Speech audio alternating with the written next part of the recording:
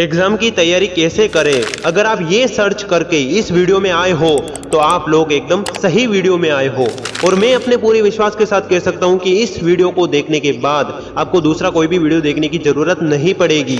आप एग्जाम की तैयारी कैसे कर सकते हो, इस बात को जानने से पहले हम ये जानते हैं कि आप कौन से वाले स्टूडेंट हो। यानी कि मेरे कहने का मतलब ये है कि आप किस कैटेगरी के स्टूडेंट हो। अभी भी आपको कुछ भी समझ में नहीं आया होगा। मेरे कहने का मतलब यह है कि आपके पास एग्जाम की तैयारी के लिए कितना समय बचा हुआ है।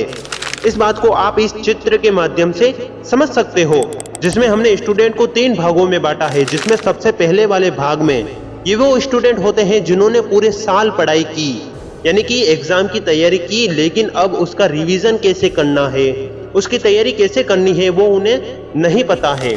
अब जो दूसरे भाग वाले जो स्टूडेंट हैं उनके पास 1-2 महीने या फिर 10-20 दिन बचे हुए हैं और उन दिनों में वो पढ़ाई करके कुछ अच्छे नंबर लाना चाहते हैं, कुछ करना चाहते हैं, लेकिन उन्हें ये नहीं पता है कि हमें क्या पढ़ना चाहिए, क्या नहीं पढ़ना चाहिए। समय बहुत ही कम है और कम समय में हम क्या पढ़ें, क्या नहीं पढ़े, इस बात में वो कंफ्यूज हैं। ऐसे में वो एग्जाम की तैयारी कैसे कर सकते हैं, ऐसा वो सोच रहे हैं। अब जो तीसरे नंबर पर जो स्टूडेंट आते हैं, ये वो स्टूडेंट होते हैं जिन्होंने ना तो पूरे साल पढ़ाई की और ना ही उनके पास समय है पढ़ने के लिए। ऐसी स्थिति में उन्हें ना तो पढ़ाई करने का मन करता है और ना ही पढ़ा हुआ याद रहता है। ऐसी स्थिति में उनके पास पढ़ाई करने के लिए बिल्कुल भी समय नहीं है। जैसे कल उनका एग्जाम है और आज वो ये वीडियो देख रहे हैं, तो इसी कंडीशन में वो सोच रहे हैं कि क्या हम एग्जाम में पास हो सकते हैं या नहीं। दोस्त, मैं आपके सभी सवालों का जवाब दूंगा, बस इस वीडियो को एंड तक जरूर वॉच करना। अगर आप इस चैनल पर नए आए हो तो इस चैनल को सब्सक्राइब करके बेल आइकन को प्रेस कर दें। अगर आप इस वीडियो को बीच में ही छोड़कर चले जाते हो तो मैं कह सकता हूं कि आपने अपनी जिंदगी का वो कीमती वीडियो गंवा दिया। तो बिना स्किप किए इस वीडियो को बड़े ही ध्यान से सुनना और समझना। एग्जाम की तैयारी कैसे करें, इसमें सबसे पहले वाले जो स्टूडेंट होते हैं उन्होंने पूरे साल पढ़ाई की, लेकिन उसका रिवीजन कैसे करना है उन्हें ये नहीं पता होता है। तो बड़े ही सामान्य सी बात है, आपको अपने सब्जेक्ट को स्टेप बाय स्टेप में डिवाइड कर देना है और आपके पास कितने दिन बचे हैं रिवीजन करने के लिए वो देखना है। आपको ये सोचकर रिवीजन करना है कि मैं इस क्वेश्चन को पहले पढ़ चुका हूँ, और इस तरह आप अपने सब्जेक्ट का रिवीजन आसानी से कर सकते हो। अगर आपने पूरे साल पढ़ाई की है तो आप क्लास में टॉप जरूर करेंगे। जिस तरह मैंने पहले वाली वीडियो में भी ये बात कही थी कि जिस तरह आपके पास 365 एप्पल है और उन 365 एप्पल को आपको एक एक करके रोज खाना है 365 दिनों तक, तो आप आराम से खा लोगे। तो वो रूल यहीं पर लागू होता है। जिस तरह आपने पूरे साल पढ़ाई की है तो आपके पूरे साल की जो मेहनत है वो आपको एग्जाम के दिनों में देखने को मिलेगी, लेकिन उसके लिए आपको पूरे साल पढ़ना होगा और एग्जाम के दिनों में उसका रिवीजन करना होगा।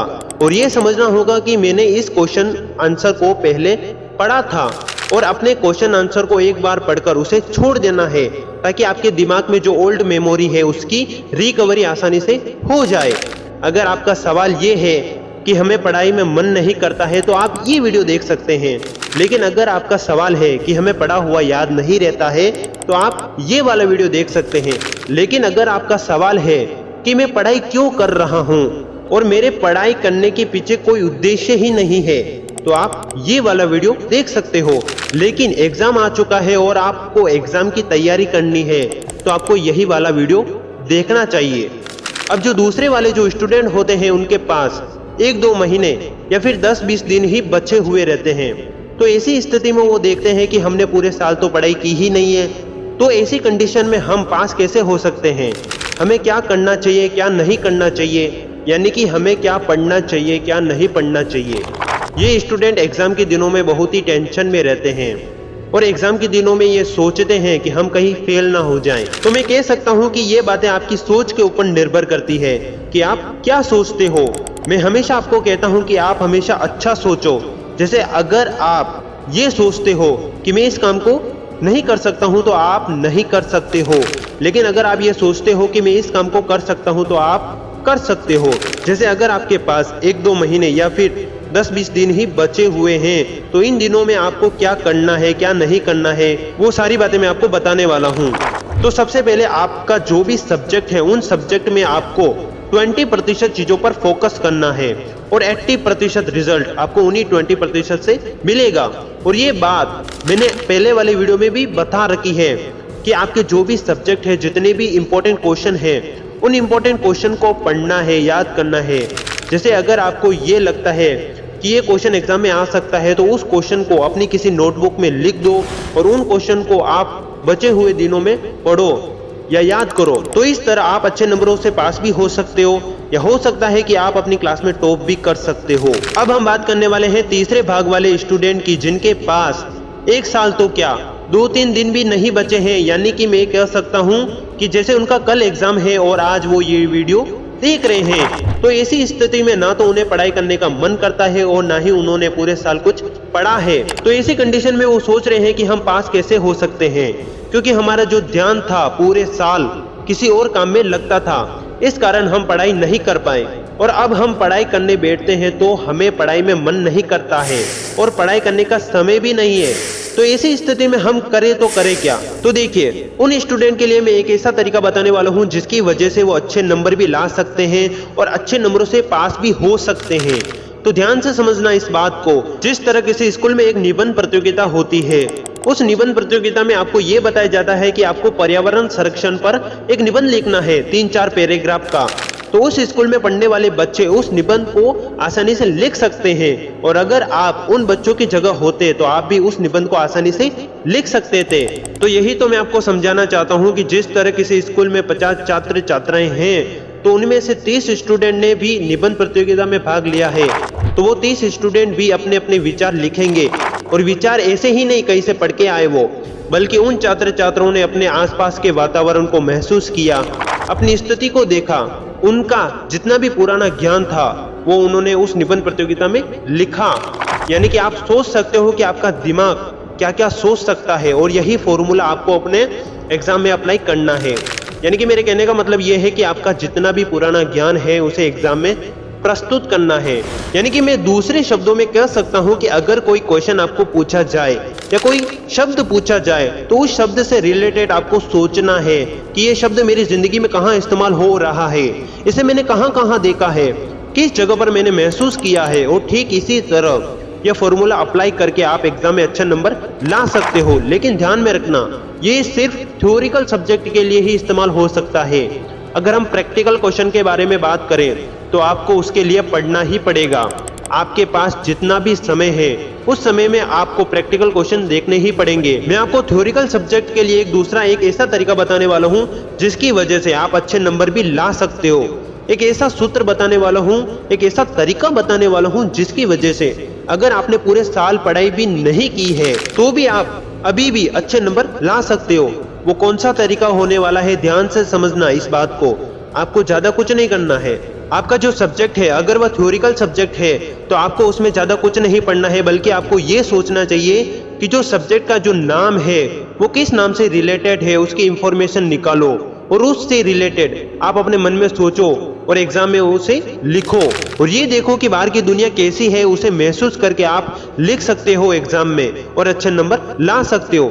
सिर्फ आपको लिखने का तरीका आना चाहिए। आप एग्जाम में ऐसा मत सोचना कि मैंने पूरे साल पढ़ाई नहीं की है तो मैं क्या लिख के आऊंगा।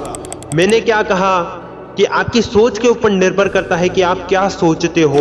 अब ये मत सोचना एग्जाम देते समय कि मैंने पूरे साल पढ़ाई नहीं की है तो मैं क्या लिखूंगा, बल्कि आपको ये सोचकर वहां पर लिखना है कि यह एक निबंध प्रतियोगिता होने वाली है जिसमें मैं चाहूं जो लिख सकता हूं, और उसी टाइम पर आपके दिमाग में जो भी उससे रिलेटेड, उस शब्द से रिलेटेड कोई विचार आता है तो उसे ही आपको एग्जाम में लिखना है और आप अच्छे नंबर से पास भी हो सकते हो। लेकिन यहाँ पर बात आती है कि जैसे हमारा कल एग्जाम है और आज हम ये वीडियो देख रहे हैं, तो ऐसी कंडीशन में आपको ज्यादा कुछ नहीं सोचना है। आपको जितना हो सके उतना अपने आप को आराम देना है, ताकि एग्जाम के टाइम पर आपके दिमाग में जितनी भी पुरानी बातें होंगी वो याद आएंगी, पुराना जितना भी नॉलेज होगा वो याद आएगा। तो ऐसी स्थिति में आपका दिमाग शांत होना जरूरी है। इसलिए एग्जाम के ठीक एक दिन पहले आपको आराम करना चाहिए, ज्यादा कुछ नहीं सोचना चाहिए।